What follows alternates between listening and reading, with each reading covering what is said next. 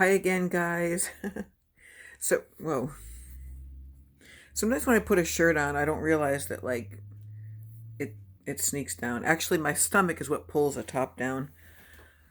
Whatever. It is what it is. What's wrong with my cleavage? Nothing. So I'm waiting for my sofa arrival. They should be here between 12 and 1, and right now it's 12:15. I'm kind of nervous. Isn't that stupid? Nervous about a couch. But here's the space I cleared for it. Whoops. It's really messy in here, but I'm just going to tell the men that I'm moving, not that they care. This chair, can you see that? This chair, I don't know if I should keep or not. I'm going to see how it looks and how it fits once the couch is in here. The sofa is 87 inches long, and that club chair is very big, but it's kind of nice to have extra seating in case I ever do have company, besides just Nick or my friend Steve. I could have opted for a sleeper sofa, but Steve said he's fine with just sleeping on the regular sofa, and it'll be so nice to sit somewhere comfortable to watch my Netflix or YouTube on the TV. Yeah, the rest of the room, look, I'll show you. It's just a hot freaking mess. Bins of clothing, coffee table, lamp, end table. That box right there from Bath and Body Works is full of stuff from my Jeep, my incredibly cluttered desk, more clean clothes, a lamp, and the recliner that I'm getting rid of. Can you see that? See how scratched up it is from my animals? Damn cats. So, Nick is still upset. It's a weird situation. He's a very sensitive man. So sensitive that I'm actually not really used to it. I'm used to being the sensitive one in relationships. Um, like I said, I don't feel like divulging a lot of details because it's almost a little bit embarrassing and ridiculous. Oh wow, look at this eyeshadow. This is from Jeffree Star Morphe. Jeffree Star, I forget what the name of the palette is, but I finally got myself one. Oh my god, look at my grays. Holy shit. And my thinning bald spots. I always heard that he was heavily pigmented, and it's so true. I don't even swipe my eyeshadow brush in it. I dot it on there and I tap it out and I give it one pass over, and there's no fallout. Now I understand why he's so well known and popular and good and expensive, even though I got this palette on sale. It was way cheaper than Anastasia. My ADD is bad today. I was talking about what happened with Nick, and now I'm talking about my eyes, but I didn't see them in the sunshine before. So, and my leopard hoop earrings with bows on them are from Torrid. God, I look like theatrical today, and I'm not even seeing Nick. He's got a very busy day ahead of him. And, yeah, the situation right now is I feel sheepish for possibly having a disproportionate reaction to something he said. He feels embarrassed for something he said, and he's beating himself up for it big time. And I said, just the fact that it bothers you, that you said something a little bit tactless, means you've got a wonderful heart and a conscience, and I've already forgiven you, so why don't you go ahead and forgive yourself instead of ruining your whole day? And he seems to be under the impression he's a selfish, demanding man, and he's actually the opposite of that. I mean, I know what a selfish, demanding man is because I was married to one. He's sweet and kind and soulful and generous. And when I say generous, I don't mean money. I mean generous of his time, his advice, his wanting to just be with me all the time. Whoa, and I want to be with him all the time. I look really tired because I am. Um, but he takes things to heart. He takes things really hard. I think I'll just sit in the club chair while I wait for these gentlemen. Oh, God. I know what you're thinking. She's going to show her tits to these moving guys. Furniture guys. I like this top, but before I got fat, it used to fit a lot better. I pledge allegiance to the flag. It is what it is. I like my rack. For 53, it ain't bad.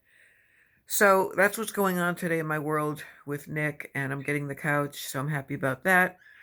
And then I'm going to spend some time rearranging things around the couch and dusting my furniture and putting the coffee table in front of it. And if I wind up getting rid of the club chair that I'm on, I'll put the end table at the end of the couch. The couch will be nice and centered between my three curtains. Here's the pattern color. But I think that I've always had these. They're shears. I like them, but I don't really have anything besides the couch that's going to match this blue. which is actually more seafoam greenish than this turquoise, but who cares? My cottage is a complete hodgepodge of all kinds of free sidewalk shit and stuff that I got from free cycle or tag sales, or stuff that looks like it fell off a truck.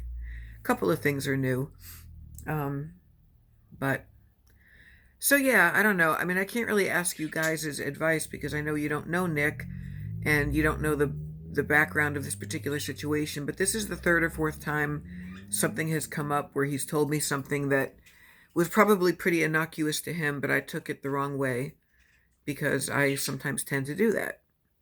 Um, I mean, what he said was a little bit obnoxious, but it wasn't like a deal breaker. It's not like I'm going to break up with him. Oh my goodness, I don't know. Did I tell you guys I wound up getting a new endocrinologist and I have to get a thyroid ultrasound on Friday, which I'm not scared about. It sucks when they have to go into the nodules with the needle, the needle biopsy. So far, the last couple of times I've had that done, there's been no growth in the nodules, so that's good. Because that's scary to me, the C word when it comes to thyroid. Anyway, this whole thing with my thyroid also affects my ability to gain weight and inability to lose a significant amount. But I still like doing keto even without weight loss or noticeable weight loss because it makes me feel better. My blood sugar is very stable and it's less inflammatory. Even though meat is supposedly inflammatory, sugar is the real toxin in the body. And, oh, I don't like showing my arms like that. That's gross. Yeah. What am I trying to say? I don't know. Thyroid stuff. But I can't see the new endocrinologist for a visit until January. So I guess my old one is going to still have my active prescription, which costs a lot of money. I'm still trying to work that out with insurance, or I don't even know. I'm not back to work yet, and there's going to be a 2-week lag between paychecks, so it's a little scary. It's scary now that I have a car payment, which is not as low as I thought it was going to be, but it's a 6-year loan at a good rate, so I couldn't pass it up. And they gave me $500 for my Jeep when the Kelley Blue Book value is only $100. Right now I'm just chit-chatting, passing the time waiting. Let me do this so that we don't see the tits. My lipstick is by Wet n Wild. I forget the name of the color. It's like a matte. It's one of those matte stains, but I put some Steve Laurent gloss over it because my lips feel kind of dry. I had an omelet for breakfast. I'll eat lunch later. I like to eat a late lunch, early dinner, because then I don't eat the rest of the day. And tomorrow I'm getting the car, picking it up with Nick, and I hope that he and I can have a good long talk about this. He's not mad or anything. I think he just feels like he's avoiding me because he's embarrassed. And I told him I was going to leave him alone today and stop bothering him because when he's ready to talk, he will. But that I'm here for him. Life's too short to hold grudges. And be foolish about things. I mean, that's one thing I did learn from my marital situations is that it's just not good to sweat the really small stuff because there could always be really big stuff going on. God forbid, like say your child gets sick or something. You're not gonna keep a fight going about who leaves the toothpaste cap off or whatever, But me and my second husband always fought about money and just kind of like power dynamics within the marriage.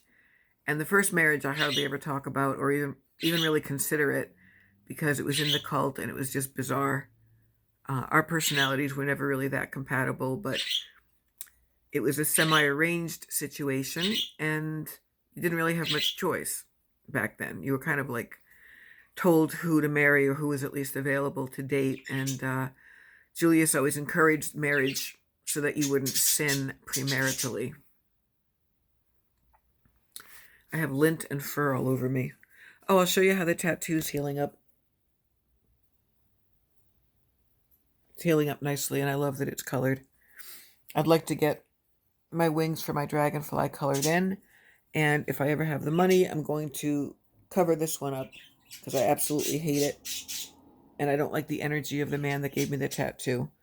And it's like bad juju, he was gross, he was terrible. So every time I look at the tattoo, I'm reminded of that experience. I like when I can be kind of tuned in and in sync with somebody who's inking me. It means a lot. This is a permanent mark on my body, and so I already know what kind of butterfly I want for that, and I'll keep the words "Let It Be." I have a lot of tattoos with words under them. So that's it for now. I've already talked for like 11 minutes.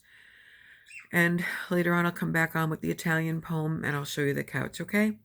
Thanks for indulging me with all my chatter, you guys. All right, I really appreciate it. Peace out.